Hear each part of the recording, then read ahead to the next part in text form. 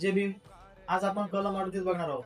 तर कलम 38 सांगणार होतं भावना आताच चॅनल सबस्क्राईब करा, इंस्टा फेसबुकला फॉलो करा.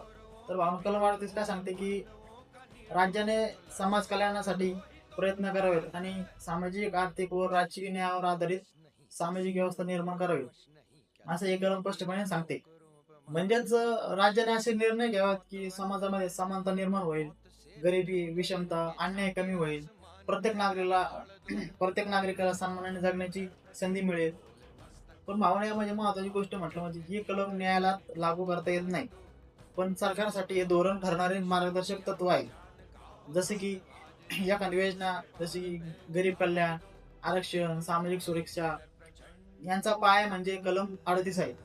किंवा कलम 38 हे सामान समान न्याय आणि कल्याणकारी समाजाची संकल्पना स्पष्ट करत असते. तर भावांनो व्हिडिओ आवडला लाईक शेअर करा. YouTube चॅनल सबस्क्राईब करा आणि Instagram, Facebook फॉलो करा. जय भीम, जय संविधान.